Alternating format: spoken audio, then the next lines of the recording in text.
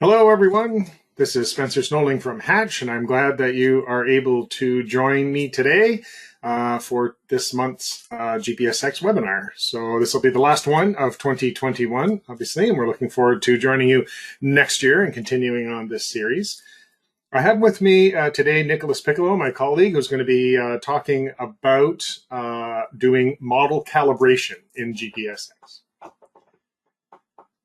So the plan for today is, as it is usually, we're going to be doing some slideshows and talking and explaining much of our experience with calibrating these types of models. We're going to run some desktop simulations, as we always do. And what you can do is, if you have any questions that you would like us to address, please type them into the GoToWebinar questions box, which you'll find on your GoToWebinar dashboard. Type them in there. We'll just let those collect up. And then, as usual, at the end of the webinar, we will hang around for 5 or 10 minutes and answer as many of those as we can. So here is the plan for today. We're going to start with a bit of an explanation about calibration. What is calibration? Why is it important? And we'll move on to talking about how we go about calibrating a model. And that includes the step of analyzing your data. We'll talk about calibration methodology, so what things that you need to know, where you should be looking in your model to find the information that will help you set up a good calibration. And we'll talk about the order in which you do things and so on. And then we'll, during that period, also highlight a few features of the GPSX software that you would be able to use to kind of help the process along. So ways to get data in and out of GPSX, some methodologies to sort of handle all the information that you have and do some analysis and features to help you along the way. And as part of that, we will also be doing a desktop demonstration. We have put together a model and we have some real data, and we're going to calibrate that, at least a very short version of that. And as I mentioned earlier, if you have questions, please type them in the box and we will answer those when we get to the end of the presentation. Okay, so I'm going to hand it over to my colleague, Nick, now. He's going to introduce some of our slides here and kind of get things rolling. And then I'll come back a bit later on and talk about an example that we've put together. So over to you, Nick.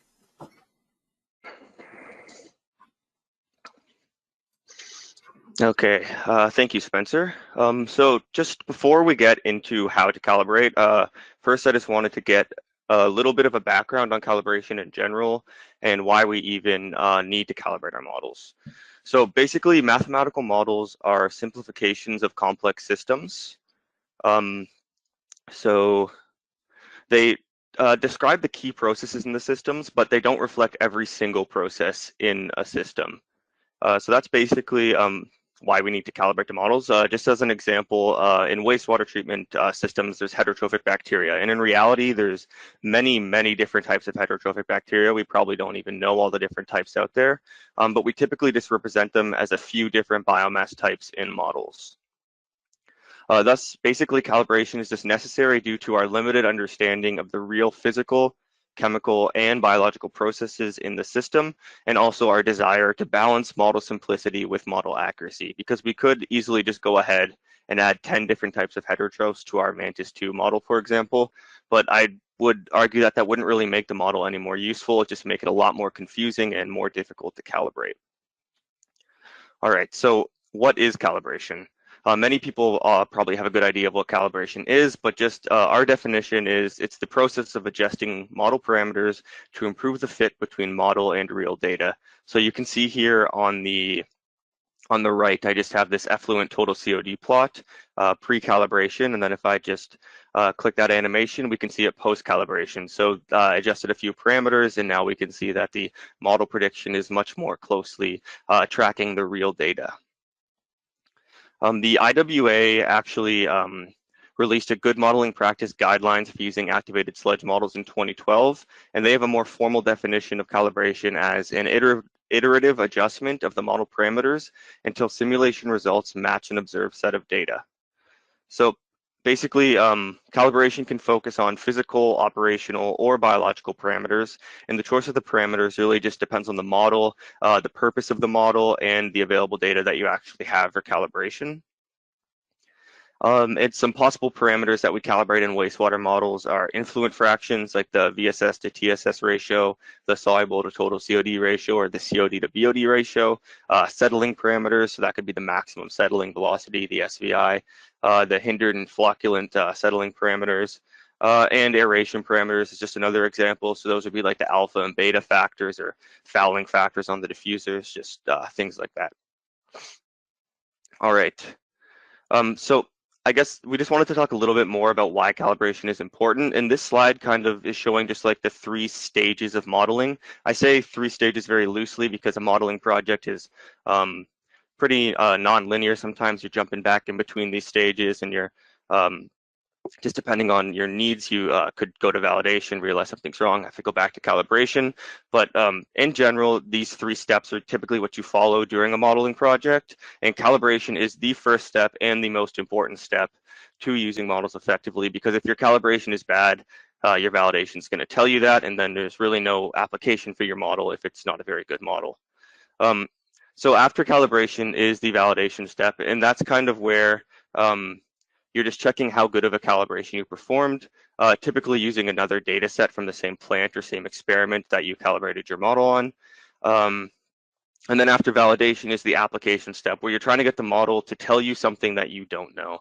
So you're trying to use the validated model to predict what will happen in situations that have never been observed in this system before. So maybe if you're looking at a plant capacity increase study, you could use the model for that. Or maybe if you're looking to do some operational or control changes, or maybe looking at a cost reduction optimization, the possibilities are really endless once you have a well-calibrated and validated model. You can apply it to many different things. All right, so before we get into calibration, we first want to talk a bit about analyzing your data. And by the strictest definition, this data analysis step isn't actually a part of the calibration process. It's actually the step before calibration. However, if you have bad data, you're going to have a really bad time trying to calibrate your model. And in practice, we find that sometimes when you're having trouble with your calibration, it's because you need to go back to your data and check that you actually analyzed it and cleaned it up correctly. So for this reason, a pretty sizable portion of this webinar is going to be devoted to the pre-calibration data analysis, even though by the strictest definition, it's not technically calibration. So just an outline of what we're going to be talking about with respect to data analysis, data collection, then choosing data sets to work with. So if you want to do a seasonal summer calibration and a winter calibration, also just mentioning that you need to look out for times where there was plant upgrades or equipment shutdowns. Checking the data, so this is looking at the influent data, specifically looking at the characterization and comparing it to some typical influent ratios, and then also checking the mass balances, so that's just the mass balances around the clarifiers, and then finally getting your data into GPSX. So this is just a little additional resource also from that GMP report I mentioned earlier. So this is just a flowchart showing their data collection and reconciliation process from that report. It's just something if you want to look at more closely, you can go check out that report and kind of see how they have broken down the process into more finely detailed steps. All right, so first is data collection. So I'm just going to give a little bit of a breakdown of the most important data to collect at your facility. This certainly isn't going to be an exhaustive list of the data you can collect, and you can also certainly get by with less data than what I'm going to show you here, but ideally you want to be able to get your hands on most of this data. So for the influent, you want the flow data, the temperature data, the pH data, the COD, the BOD, TSS, VSS, TKN, ammonia, and any phosphorus data you can get. For the primary clarifier, the most important data is the TSS and the flow data in the effluent. And then for the bioreactors, at the very minimum, you want the MLSS, the MLVSS, and the DO data leaving the bioreactors. From the effluent, you want the flow, the COD, BOD, TSS, TKN, ammonia, total phosphorus, and then from all the different sludge streams, so the primary sludge and the WAS, RAS, and the effluent of the anaerobic digester, it'd be ideal if you could get flow data as well as solids data, so TSS and VSS. This is just another screen grab from the GMP report, just showing all the data they recommend you collect. It's pretty unlikely that you're ever going to be able to collect this much data, but if you do have the resources, why not? You can do it. I personally have never done a project where we've had access to even like a third of this data, and those projects still turned out great. So you certainly don't need all this data, but it is obviously very helpful to have as much data as you can, as long as the data is of high quality. All right, so next we're going to talk a bit about choosing an appropriate data set. And this step is pretty important because if you have careful thought at this stage, it's going to save you a lot of headaches down the line. So again, from this report, they have a quote in there that says, if the model is calibrated based on erroneous data, the predictive power of the model is compromised. Now, this is a fairly obvious quote. If your data isn't great and you try to get your model to match it, then you're probably wasting your efforts because there's no point having a model that is just matched to bad data. So it's really key to make sure that you are confident and comfortable with the data that you're actually using to calibrate. So I'm just going to go through some data sets to avoid. One thing to look out for is stuff directly, any data that you collect that's directly following plant upgrades or equipment shutdowns. So you really need to communicate with the operators and with your clients to make sure that you're not getting, or to make sure at least that you know what's going on at the plant when this data was collected. One of my colleagues was once trying to calibrate the MLSS in the bioreactors in a project he was working on, and he didn't know that at the plant they had actually taken a bioreactor offline. So he was seeing very high MLSS data from the client, and because he had an extra bioreactor than what they actually had, basically, and he wasn't able to get it to match because there's just more volume for the same amount of solids in the model than there was at the plant. So it was a battle he couldn't have won until he finally talked to the client. He was like, oh yeah, we took that bioreactor offline. So you always need to make sure that you're communicating and know exactly what's going on when your data was collected.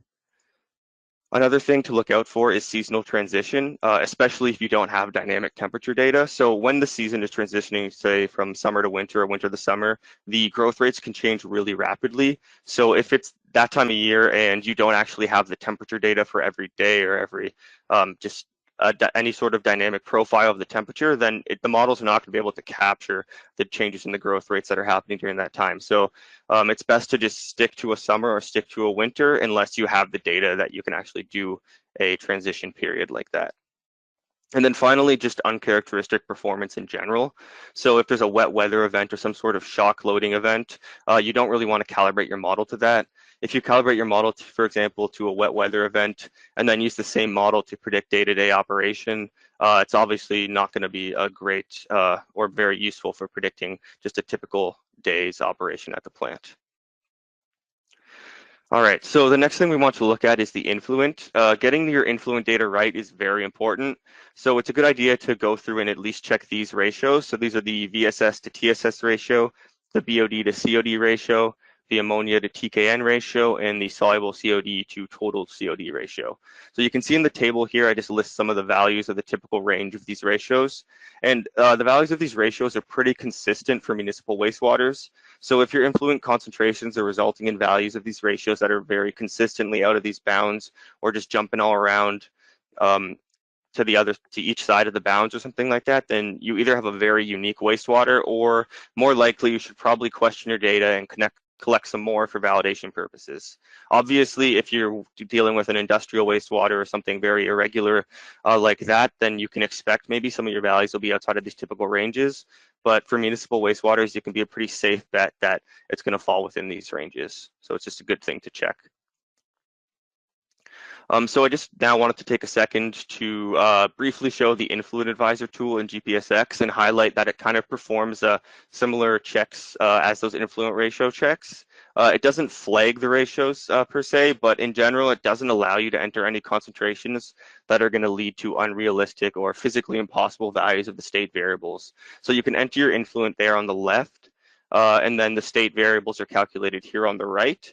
And you can also see some of the ratios from the previous slide are actually in this bottom right corner here. So if I just bring that up, you can see the ammonia to TKN ratio is there, and the VSS to TSS ratio, and the BOD to COD. So those are all calculated for you there. So if you want to do a quick check after you enter your data into the Influent Advisor, you can just go look down there and see how your data is fitting into those ratios.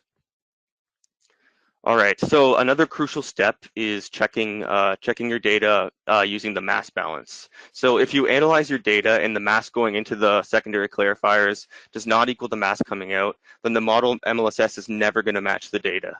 And this is because the model follows the conservation of mass.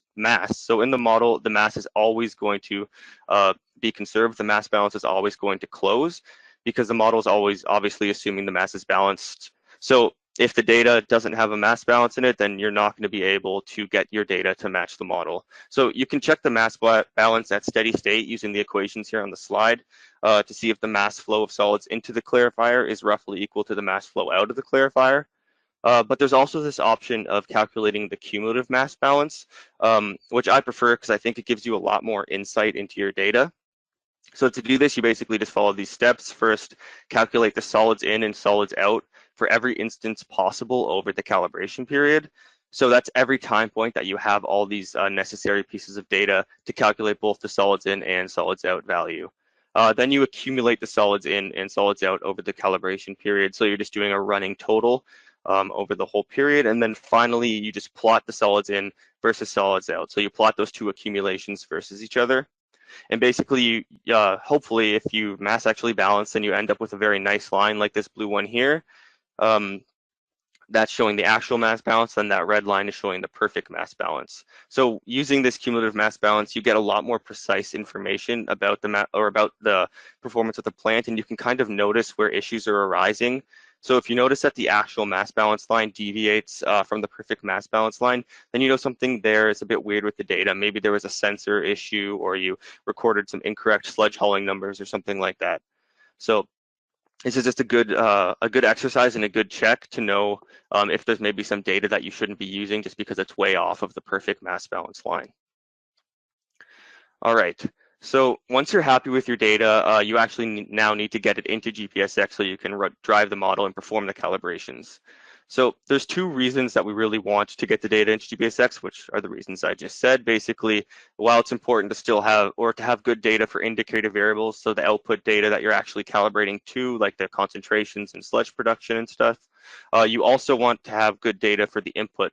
So like the operational settings, the DO set points, the pump flow rates, things like that. You also want to make sure that data is really good because that's actually going to be driving the GPSX model via the input controllers.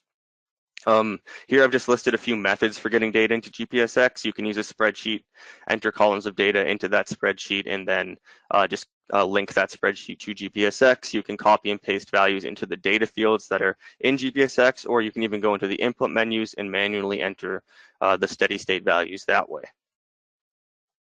If you want to learn more about data input and output in GPSX, you can check out tutorial 6 on the YouTube channel or in the tutorial guide. And there's also the GPSX user guide, which has a lot of information about a lot of things in GPSX and does have a sizable section on data input and output. Okay, so we've basically wrapped up the data talk, and now we're going to get into the actual model calibration methodology. So I'm just going to go and give a little bit of a general outline of what we're going to be talking about. So the general outline for model calibration is as follows. First, we choose and calculate an appropriate steady state data set. So that's a starting point for the dynamic simulation. Then we set up the layout with the correct physical and environmental specifications. Then we want to select an appropriate influent model. Then we're going to select our calibration targets. So that could be MLSS, sludge production, effluent concentrations. And then we actually do the meat of the calibration. So we run the simulations, we determine what parameters we need to adjust, we adjust those parameters, and then we repeat these steps until we're satisfied with the fit. And then lastly, we validate with a testing data set. It's not really technically a part of calibration, but it's kind of the next logical step is obviously you want to validate your calibration with some other data. All right, so I'm just going to go through these steps in a little bit more detail. So first is calculating the right steady state and dynamic data sets. So the steady state data set is very important because it serves as the initial condition for the dynamic simulation. So it is a good idea if you can get it to accurately represent the status of the plant right before the dynamic simulation starts. So if possible, you want to use data prior to your dynamic data to create your steady state data set. A lot of people just take an average of a year's worth of dynamic data, or just average their dynamic data that they're going to be using to dynamically drive the model and use that as the steady state set. But that doesn't actually really make a lot of sense. It makes more sense to maybe step back 5-10 days, take an average of that data, because that gives more of an idea of what the status of the plant was right before the dynamic simulation started. And with the dynamic data, you typically want to choose a period representative of typical plant operation.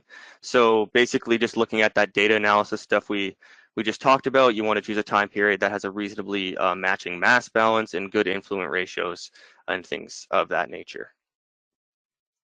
The next step is setting up the layout with the correct physical and environmental specs. So this is fairly self-explanatory. You just want to make sure all the tank volumes are correct, all the tank depths are correct.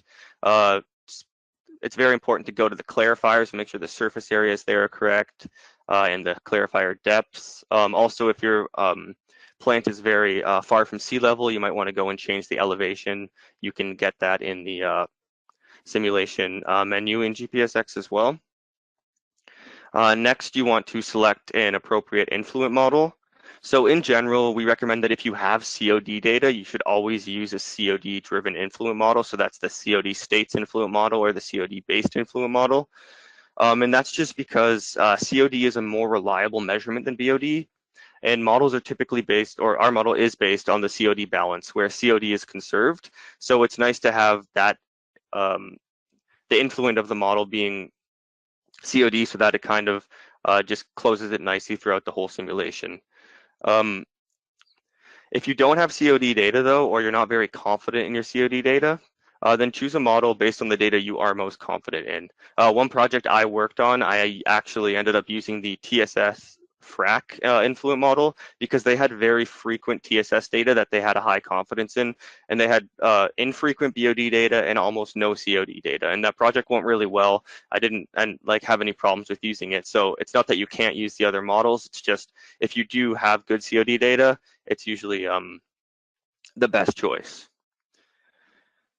All right, so moving on to the selection of calibration targets. Typically, you want to choose key performance markers. And what I mean by this is basically if you're calibrating a model that's going to be used to investigate if your facility will be able to meet nitrogen effluent limits, for example, then you want to make sure your total nitrogen in ammonia and nitrate and just all the nitrogen variables are used as the calibration targets. You want to think about what the application of the model is and make sure that when you're calibrating it, you get those things as well calibrated as possible. Some other common targets, though, that you always basically want to be considering when you're calibrating the model is the MLSS concentration, the sludge production, the DO concentrations, the effluent concentrations, and the operating cost if you are trying to do some sort of cost model. And then just some more facility-dependent ones. There could be biofilm thickness if you're doing an attached growth system. If you have any resource recovery, maybe you want to calibrate your struvite recovery numbers. And then obviously if you have an anaerobic digester, you're probably interested in calibrating your VSS destruction and your gas production in the anaerobic digester. All right, so now we're going to discuss a bit about what parameters to actually adjust. So in many cases, a good calibration can actually just be achieved by adjusting the influent characterization and the settling parameters. We're going to get into more specifics on what parameters within these two categories specifically you should be adjusting in the upcoming slides, but I'm just going to talk about a few more parameters that you sometimes need to adjust before that.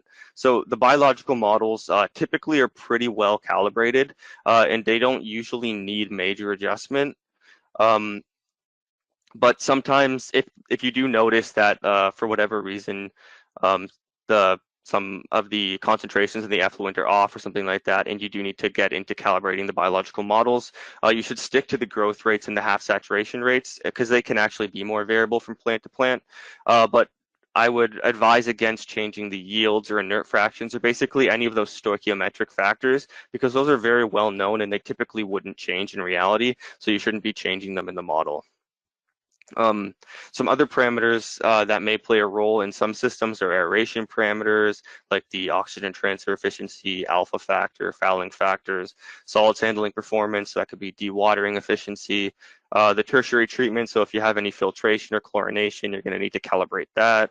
and then biofilm parameters if you have a biofilm system, so the surface area of the support material or the maximum thickness of the biofilm. Those could be things that you need to calibrate as well.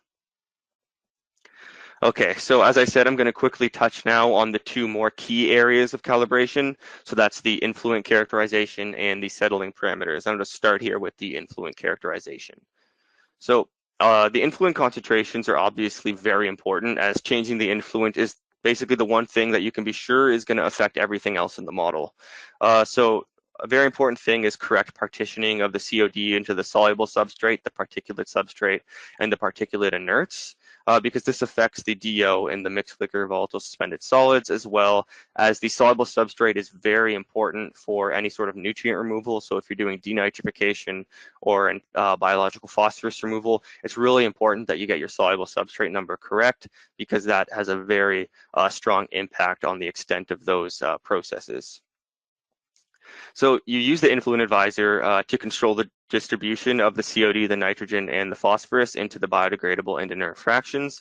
And typically you're adjusting the influent ratio, so that's the VSS to TSS ratio, as well as the nitrogen and phosphorus fractions, and the stoichiometric ratio, so that's the soluble and inert fractions of the COD. One important parameter I just want to highlight is the particulate inert fraction of total COD. Basically, if we raise this fraction, then the MLSS in the bioreactors is going to increase. So this is a very handy parameter to use if you are trying to calibrate the MLSS. All right, now moving on to the settling parameters. A pretty useful feature of our clarifier models is the SVI correlation to settling parameters that we have. So if you have SVI data, you can feed it into the model and then calibrate the SVI correlation using the clarification parameter. If you don't have SVI or you don't want to use the correlation, you don't have to worry. You can still adjust the hindered and flocculent zone settling parameters to get your clarification calibrated. But a big thing with clarifiers is the physical setup. So I would say before changing anything, it's always worth it to go back, double check your physical setup if you're having any clarification issues. The feed point from bottom is particularly important. You don't want that to be anywhere near the top of the clarifier. And as well, it's worth to just go and check the surface area and the depth of the clarifier, again, before actually going and messing with any of the clarification parameters, because oftentimes that can be the issue. Something there has just been set up incorrectly. All right, so now that we actually know the common things to calibrate, we're going to talk a bit about how we actually do it. So obviously the very first step is just to run the simulation initially and identify what exactly is uncalibrated. And then you calibrate. We recommend in this order I'm about to show. It's just a general rule of thumb. Obviously, calibration is iterative, so this order may change. But generally, we say start with the influent, then calibrate the MLSS concentration, then calibrate the DO concentrations, then calibrate the sludge production, then the effluent concentrations, and then finally the operating costs, airflows, and pumping costs. So as I said, this is just one approach. It obviously is going to change a lot from case to case, but the one thing that we're never going to change is influent first. We always want to get our influent calibrated well so that we don't have any issues down the line where we need to change the influent and then the entire calibration gets screwed up. So other things can be different though. So depending on your type of facility, maybe you notice off the bat that your MLSS concentration is okay and you don't need to change anything initially. But later, maybe you're calibrating the effluent concentrations and you circle back to check on the MLSS and now it's off by a bit. So you have to go back and change some parameters and try to get that back matching again. So what I'm trying to say is basically there's no one single perfect method for calibration, and you're never going to find a flowchart that tells you exactly how to do it perfectly every time, but having a structure like this is helpful, especially to start, because you kind of have an idea of how to walk through it the first time, and then you can just go back and make your changes as you need to. So I just wanted to also share some things to keep in mind while you're calibrating your models. The first one is that you should have some strong evidence to support any parameter changes from default or measured values. So an example of strong evidence would be that you know you have a large contribution from an industrial wastewater. So in GPSX, the default parameters we have are for municipal wastewaters. So if you know you have an industrial wastewater, then it's not that hard to justify, oh, I need to change this parameter a little bit just to get this to match, and you can feel justified in that, knowing that these parameters were actually set up for a slightly different type of wastewater. But if you are calibrating a typical municipal plant and you find yourself changing, for example, lots of kinetics of multiple biomass, I would say it's probably a better idea to revisit your data analysis than to keep changing those kinetics, because it's likely that the problem is somewhere in the data and not with the actual kinetic parameters. Another thing to keep in mind is that the parameter influence on the simulation results should be significant to justify modifying the default values. So don't just drastically modify a well-defined parameter to marginally improve a poor fit. And also keep the variability of the data in mind. So obviously the data isn't perfect. There's inherent like standard deviations and stuff in all the data. So you don't need to chase precision that's not there. You don't need to try to get your line to cross every single point. You just want to get it within the right magnitude and just the right area and the right kind of trend. And that's typically good enough for calibration. Another thing is only change one thing at a time. Calibration is an iterative process, and many parameter changes can offset each other. So even if you're in a rush, I promise you it's going to save you a lot of time if you just stick to the strategy of only changing one parameter at a time. Because if you start changing multiple parameters, you're not going to know what parameter actually made the change that you're seeing, and it's just going to get very confusing. Finally, just a more general comment about critically apply engineering intuition when modifying parameters. So if you have an idea of the underlying model structure, that's always good to keep in mind, so you can kind of expect what your parameter changes are actually going to do to the model before you actually run it. It's just a good check in your head. And then also, you want to ensure that the adjusted values of the parameters are still in a realistic range even after they've been adjusted. So Appendix F of the Good Modeling Practice report that I was talking about earlier provides a parameter range reference for common parameters, so you can look at that and make sure that none of your parameters are outside of the range, of the typical range. All right, so finally, what I just wanted to talk about was some calibration features in GPSX. So GPSX comes with many built-in features, and a lot of these features you can actually leverage while you're calibrating your models. I'm just going to talk about a few of them here: scenarios, statistical features, and the optimizer or dynamic parameter estimation feature. All right, so scenarios are incredibly useful for model calibration. You can create as many scenarios as you'd like in GPSX, and in each scenario, you can specify changes to the model parameters that kind of define that specific scenario. So all the scenarios you create are saved in the scenario manager, so you can access the scenario manager by just clicking down here on the screen and then going to select scenario, and you can see all the different scenarios you have in your layout. Another good feature of this is that if you switch to a scenario, so in this case I switched to summer calibration, and then I go and click show here, I can see the scenario show window come up that displays the changes between that specific scenario and the base model. So you can see that here in the influent, I made a couple changes to the VSS to TSS ratio and the particulate inert fraction. So you can see that I was doing some calibration here, and then a big thing is since this is the summer calibration, you can see that I changed the temperature from 20 to 28 to reflect the warmer temperature in the summer. So yeah, scenarios are just a really great way to kind of keep track of your calibration and of multiple calibrations if you're trying a couple different strategies. You can go to tutorial 3 on the YouTube channel or in the tutorial guide if you want to learn more about using scenarios. Another good feature is the statistics feature. It contains many useful options that can be used to get deeper insight into your calibration.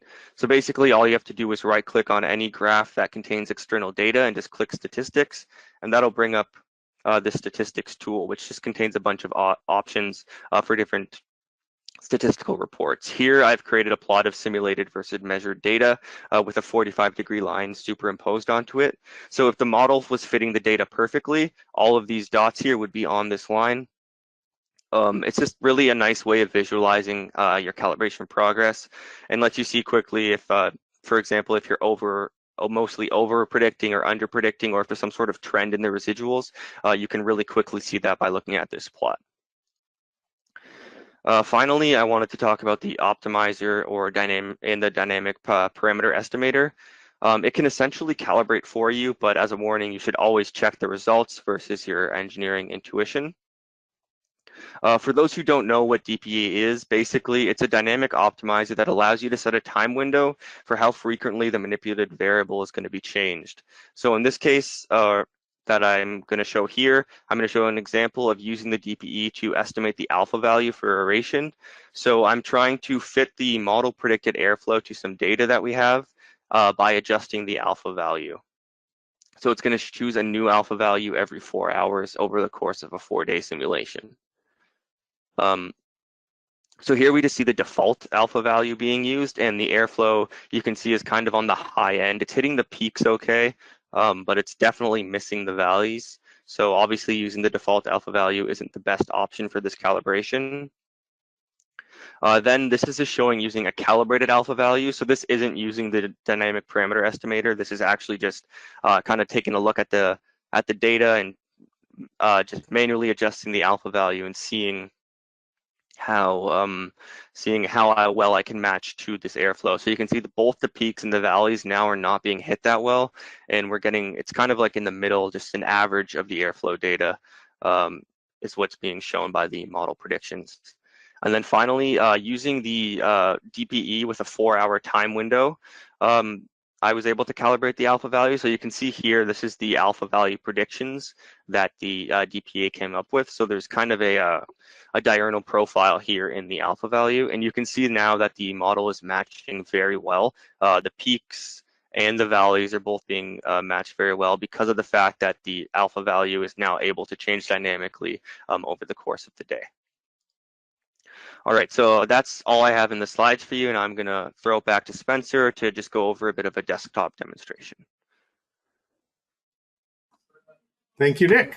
I see that we have some questions now being entered into the questions box. So if you have a question that comes to mind, please feel free to enter that in. Oh, realize I'm not starting at the beginning here. I got to get my way to the correct slideshow here. Okay, we're going to jump straight to the GPSX layout. So, okay, so it wouldn't be a good traditional GPSX webinar if we didn't at least have some live desktop simulations happening. So what I've done is Nick and I put together this layout. It is kind of adapted a little bit from another layout, and we've got some data that we have put in there that is there to help us sort of illustrate the process of doing a calibration. So just real quick on here, this is just conventional activated sludge. We have an influent coming in. We have a primary clarifier, a plug flow reactor here, secondary clarifier, and then on to disinfection and the effluent. And then both the primary and secondary sludge is going to be going to this digester, onto dewatering, and the centrate is brought back around again. So anyway, it's pretty much a simple, straightforward activated sludge process. So I'm going to run, just to start things off here, a 10-day simulation. And it's going to be a dynamic simulation, but as you can see down here, we're doing a steady state solution first. So that means that we're starting the model as if this plant had undergone, normal kinds of loading for a period of time before we start this dynamic run here. So when Nick was mentioning earlier that it's important to make sure that you select a good period of time to get your data from, that is the reason here is because we want to make sure that we're starting from a reasonable point at the beginning of our dynamic simulation. Okay, so I'm reading in some dynamic data here. The influent flow is changing, temperature is changing, and so on. We're holding these average influent concentrations constant, but as you can see on the graph here, we've applied a daily diurnal pattern to them. So, and that gives us a little bit of interesting dynamics to look at. So, okay, so there's 10 days of simulation. This is all the influent information that we're reading in and that we're using. And we can see a few data points here that we've got as part of this simulation. And we can see that our TSS in the influent is not actually matching the data all that well. TSS is not a direct input in this influent model. We start with COD and some other things. So that's one thing that needs a little bit of attention and calibration.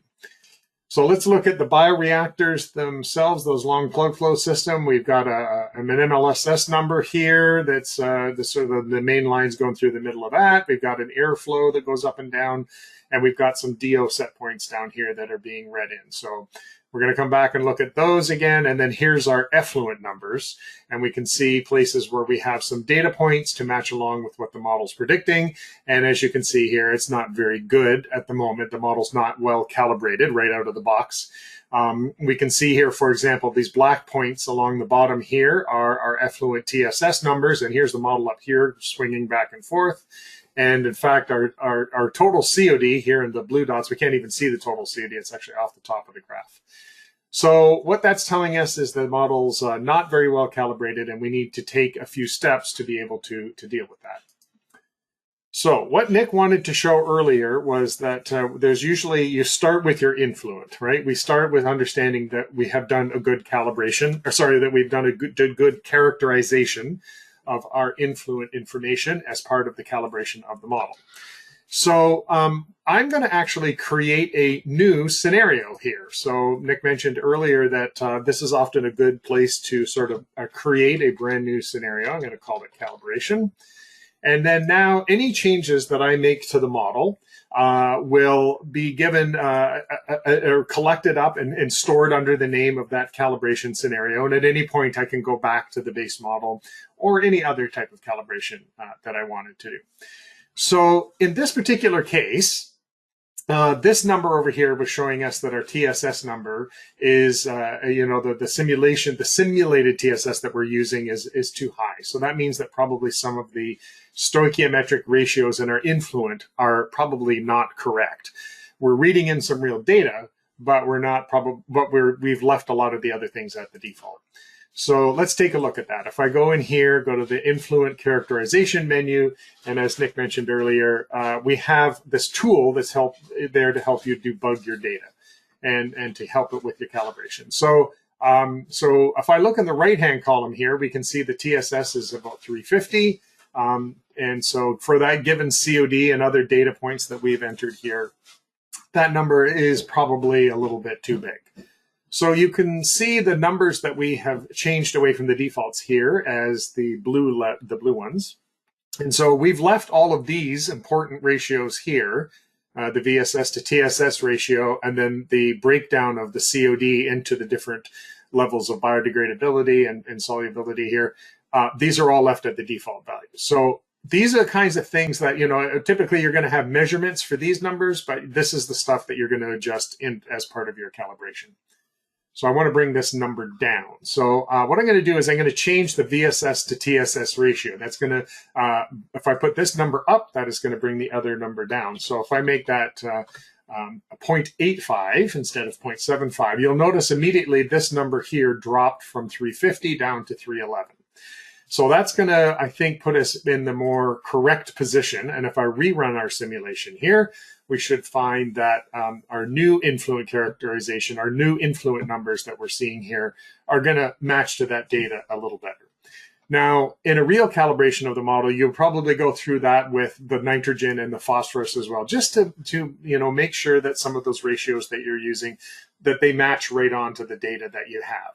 If you have data for your influent and it's not an input into the model, then you got to make sure that your other things that are being calculated for you do match to the data that you have. Okay, so that's kind of got this. Now we seem like we're sort of hitting on those data points. You can try to keep in mind here that there was only one data point per day. This is a 10-day simulation. There was 10 individual data points. This is not uncommon, of course. Probably what these are a grab sample, a composite sample, a 24-hour composite sample of the data that was coming in. It's possible it was a grab sample too. Maybe they do that once a day. But the point being that this is not, you don't necessarily need your model to pass directly through each data point, because that data point does have some plus or minus, some uncertainty associated with it. We're just trying to get it to match up reasonably well in the right kind of neighborhood there. Okay, so now let's look at the rest of the model and see where we're at here. So in the bioreactors, the two things that we were looking at was the mixed liquor, which is here, and we can see that that number is still actually pretty good. Normally, the mixed liquor is something that you would be the next step in your process. After you characterize your influent, then you check to see whether your mixed liquor is okay. So it's a little bit low here. And by the way, I will talk about this thing here.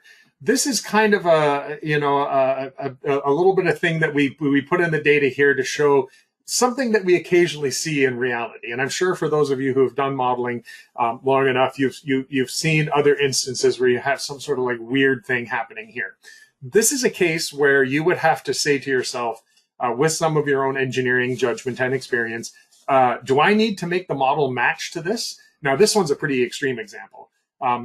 But the answer to this is I'm not going to do that. I'm going to ignore this little excursion here because it doesn't actually make any real engineering wastewater sense.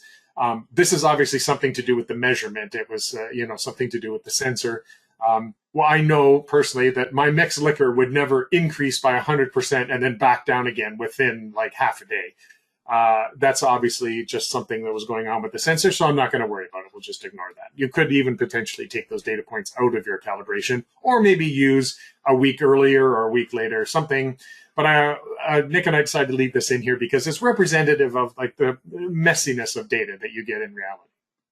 Okay, so back to the point was that our mixed liquor number, we actually don't need to adjust anything. It actually looks pretty good, so we're happy with that. Let's look at the airflow while we're here. Yeah, that's a little bit too high. Let's look at the effluent numbers. Well, they're much better now. I'm going to blow this up here. So if we look at our effluent solids numbers that were previously swinging back and forth like 20 or 30 milligrams per liter, we can now see that we've kind of got it into a more normal range because we now have a more appropriate amount of solids in our influent. But we're still not hitting these data points down here. And we can see that this effluent total BOD number in red is of course not right. And our COD, well, at least we can see it now on the graph, is also not correct. So we still have too many solids in the effluent. So that's probably the next place. So start with your influent, look at your mixed liquor, and now let's look at our effluent and see what we can do. I think in this case, because it's pretty much straight up solids that is the problem, if I remember correctly, yeah, you can see here that our effluent soluble phosphorus is okay. It's the particulate phosphorus that's the problem. Okay, so we got too many solids here. So what we can do is actually adjust the calibration of the settling in the secondary clarifier. And as Nick mentioned, one of the very useful things that you can do is turn on this correlation so that you're using SVI and this clarification parameter.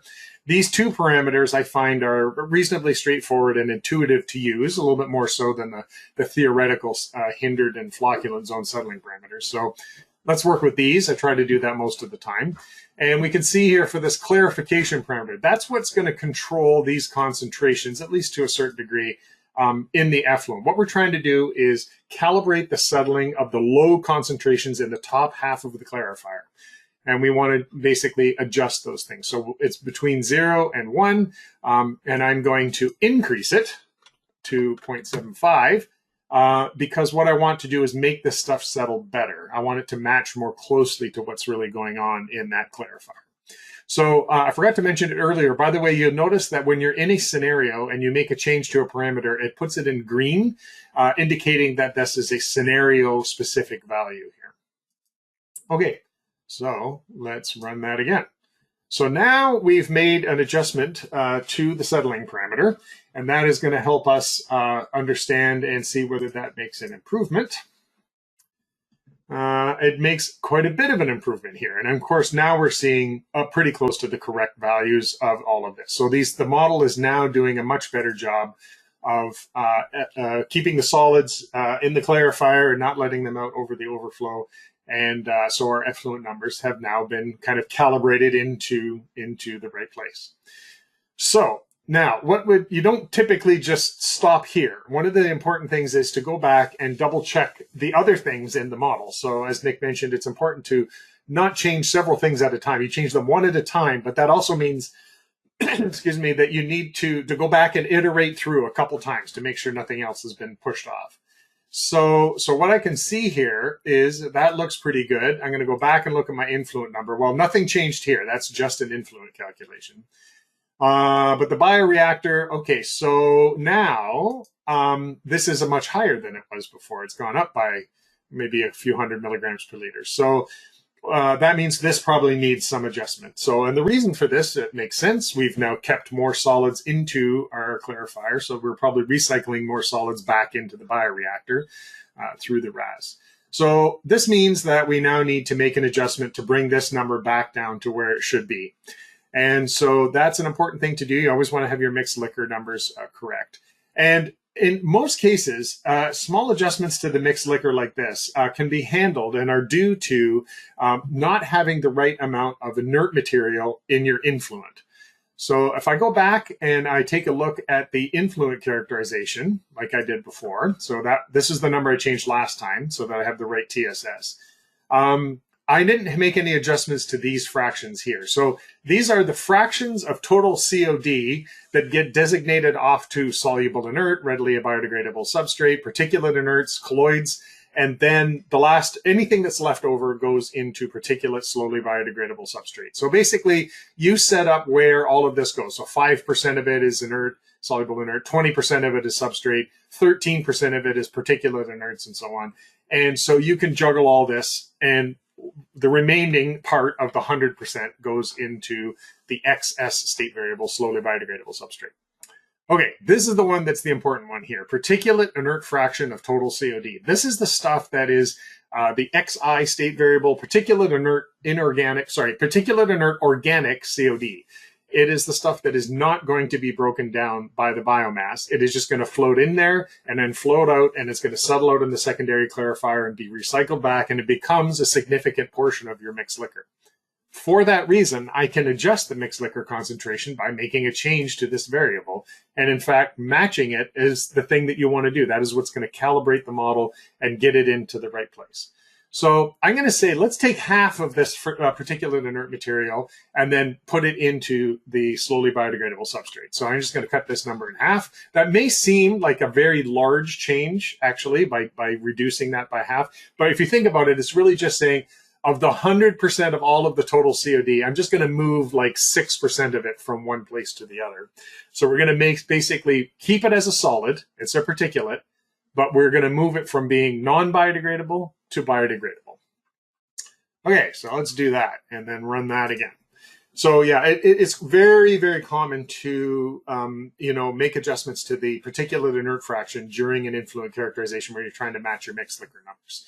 It's really an important key parameter in matching mixed liquor. And if you match your mixed liquor, then pretty much you'll match your sludge production as well, for the most part. Okay, so it's a little hard to see here, but basically we're matching this number right through here pretty well. There it's coming out on that side. So so let's call that well done. I think we've now corrected, now that we got the correct solids in the effluent, and all those solids are coming back into the bioreactor. We've now got the correct composition of the solids in terms of their biodegradability, and that all looks pretty good. Okay, now the last thing that I was interested in talking about was our aeration here. So one of the things that was being done here is we were reading in some DO numbers, and we were basically matching the DO numbers by having on a DO controller. This was also suggested as one of the sort of steps to doing setting up your calibration. It's often very handy to turn on a DO controller and read in a bunch of DO set points. And then that way you know that you're getting the correct amount of oxygen transfer while you're taking care of your biological part of your model. Later on, you can then actually just match up the airflow by adjusting some of the parameters like alpha. And then once you have that in place, then you can flip it back and forth either way and it'll work. You can either read in the airflows or you can read in the DO set points, whatever you like. So what this means is we want to calibrate this airflow. I want to get the right amount of air being used to get the correct amount of oxygen transfer. So the biology we know is correct. It's got the right residual DO. It's got the right amount of biological activity. Everything's nitrifying the way that it should be. But we're showing here that the model thinks it needs a lot more air than it actually does. So we want to bring this number down and match these points. And you can do that actually by changing alpha. Now we have a lot of different settings for default alpha values based on what kind of technology you're using and so on. Right now we got for this particular layout, this average alpha value that we're using throughout the length of the tank, and it's set to 0.6. So what this means is we're reducing by 40% the oxygen transfer based on this value. So alpha is kind of a fudge factor that you can use for calibration purposes. So if I want to bring this number down, that means I want to have more efficient oxygen transfer. So I should push this thing up. So we're going to move that up to 0.7 and we're going to rerun it again. Now that tells us it's more efficient. I don't need as much air to be able to match my DO. So it's showing here now it's using less air in order to hit the DO set points. And it's kind of matching a lot better, I would say. It's not spectacularly perfect. In fact, it looks like it's still overestimating a bit. So I'll tell you what, I'm going to stop this. Let's go back and make that 0.75, and we will run that again. Okay, that's much better. Okay, so now we feel like we're kind of passing through the midpoint of most of that data. And what that is telling us is that we now have sort of calibrated the oxygen transfer of this model. We are meeting the DO, residual DO set points, and we're actually using the correct amount of air to make that happen. So I would say this is a pretty good fit. I'm just going to go back and double check, make sure our effluent numbers look okay. And let's reduce this down. Our DO should be, and our mixed liquor should be the same. And this, of course, is the same. That's an influent setting. So I think we can say this all looks pretty good. I think we'll call it done for this very, very simple example.